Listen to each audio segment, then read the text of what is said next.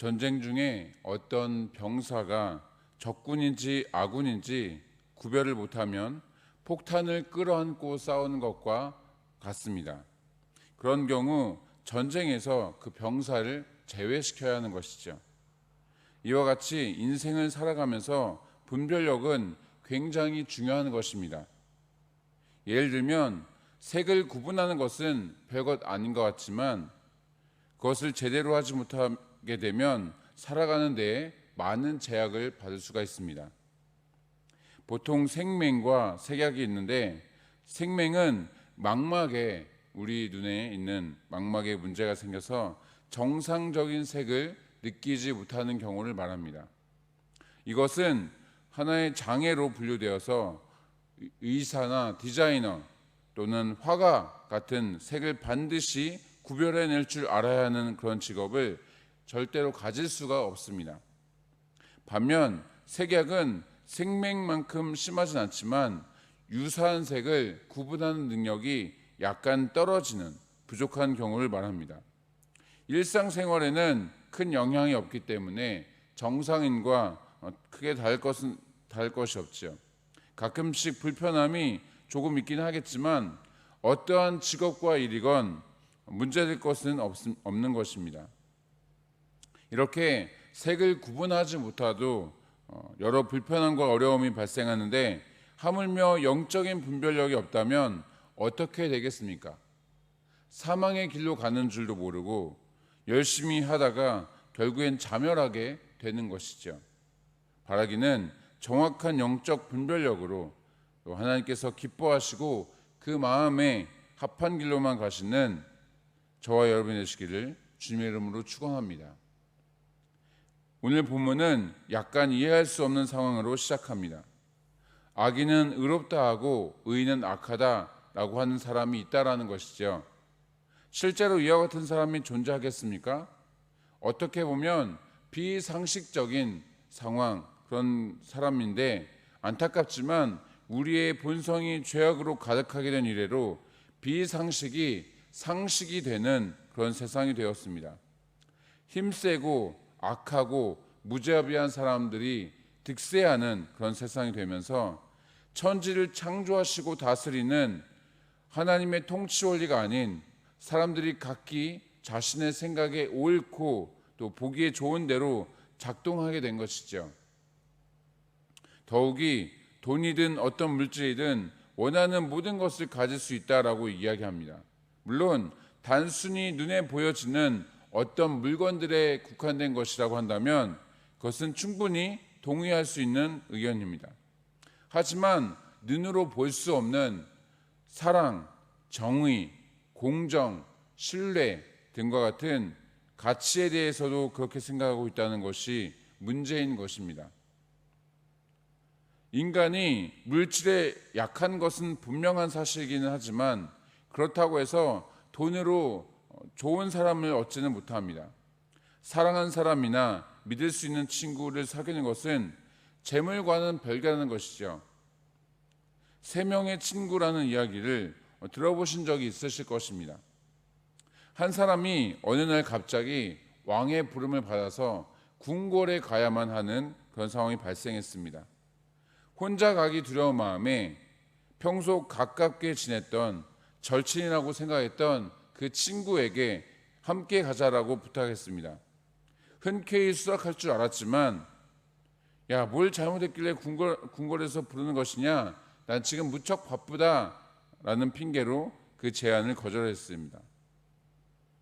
실망을 하면서 매우 친하진 않지만 그럭저럭 친분이 있는 두 번째 친구에게 부탁을 했더니 야, 나는 너에 대해서 잘 몰라. 가서 뭘 할 수 있겠니? 라고 하면서 거절하는 것이죠.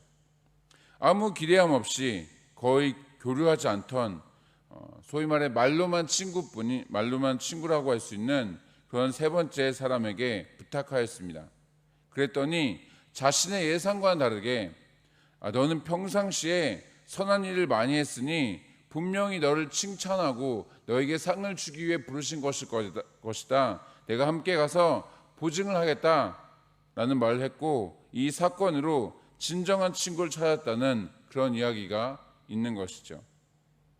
탕자의 비유에서도 보면 둘째 아들이 가지고 간 재물을 모두 탕진하게 되자 그의 주위엔 아무도 남지 않았습니다.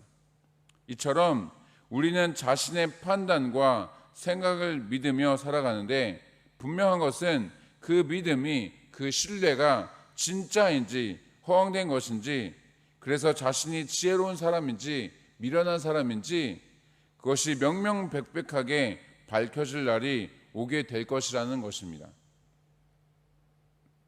동서고금을 막론하고 인류 초창기 무질서했던 사회가 점차적으로 질서정연하게 되어가면서 생겨나게 된 하나의 사상이 있습니다.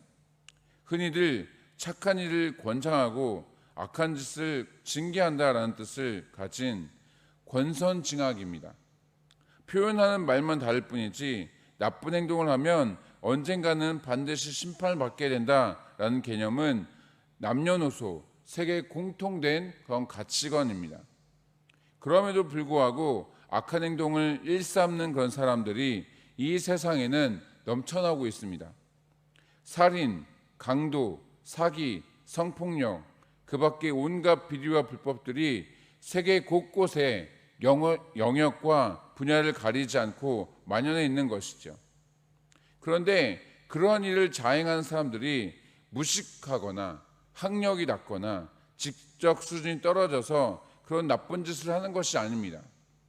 오히려 상당한 지식과 학력이 있는 사람들이 지능형 범죄를 더 많이 하고 있는 것을 볼 수가 있는 것이죠. 발각이 되면 그에 따른 형벌을 받게 된다는 것을 그들도 알고 있겠지만 절대로 걸리지 않을 것이라는 교만함 때문인지, 아니면 당장 눈앞의 이익이나 그 희열, 그 쾌락을 거부할 수가 없어서 그런 것인지 뒷일은 생각지도 않은 채 하고 싶은 대로 하게 되는 것입니다. 결국 미련하고 패역한 것은 IQ나 지적 수준의 문제가 아니라 그 사람의 가치관과 행동에 좌우된다는 것을 알 수 있는 것이죠. 그러면 이 부분에서 우리 자신과 자녀 양육에 대한 것을 고민해 보지 않을 수가 없습니다. 우선적으로 스스로에게 자문하시며 평소의 가치관과 행동을 점검해 보시기 바랍니다. 아무리 하나님 사랑과 이웃 사랑, 또 정의, 공평, 믿음, 이러한 성경적 가치에 기반을 두고 입술로 고백한다 해도 실제적인 삶의 패턴이나 행동은 그러지 않을 수가 있습니다. 몸의 반응은 세상적일 수도 있다는 것이죠.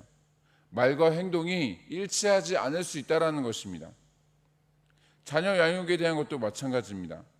믿음과 신앙이 중요하다, 하나님의 뜻대로 살아가야 한다라고 이야기하면서 정작 좋은 대학, 좋은 직장, 성공에 대한 것만 이야기한다면 자녀들은 그 문제에 대해서 혼동이 되는 것입니다. 그러다가 결국에는 믿음과 신앙을 저버리게 되는 일들이 비일비재하게 발생하고 있는 것이죠. 따라서 진정한 성공은 무엇인가에 대한 깊은 고찰과 함께 성경적 가치를 따를 수 있도록 기도하며 모범을 보이며 잘 양육해야 하는 것입니다. 조금 전에 악인들이 나쁜 짓을 하는 이유 중에 하나가 본인은 발각되지 않을 것이라 생각하기 때문이라고 말씀드렸습니다. 그런데도 발각될 확률이 높은 범죄에 대해서, 예를 들면 성추행이라든지 뇌물수수, 또는 자녀들의 진로를 위한 어떤 불법 청탁 같은, 요즘엔 아무리 숨기고 숨기려 하여도 거의 100% 걸리는 것을 볼 수가 있습니다. 그렇게 해서 불명예를 안고 퇴진하거나 심지어 자살까지 한 사람들이 얼마나 많이 있습니까? 그 사람의 스펙을 보았을 때 충분히 스스로를 절제해서 잘못된 행동을 하지 않을 수 있을 것 같은 그런 사람임에도 불구하고 한순간에 나락으로 떨어지는 것을 볼 수가 있습니다. 타락한 죄성을 가진 인간이어서 그럴 수 있다라고 생각을 하게 되지만서도 엄연히 도덕적 가치관과 또 윤리적 의식으로 제어를 하거나 억누를 수 있을 것임에도 그렇지 못하는 것을 보게 되면 이 지혜로운 것과 미련한 것은 학력이나 지적 수준에 있지 않다는 것을 깨달으시기 바랍니다.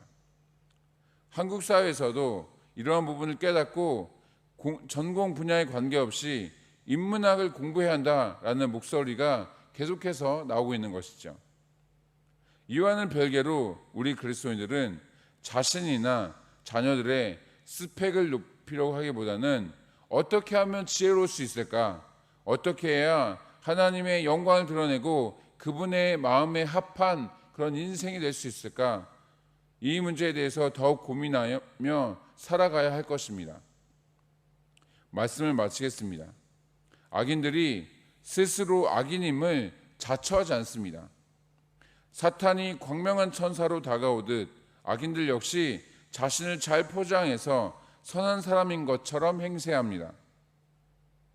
그들의 악함과 교묘함은 나날이 발전해서 언뜻 보면 그만한 의인, 그만한 착한 사람이 없는 것처럼 보여지기도 하는 것이죠.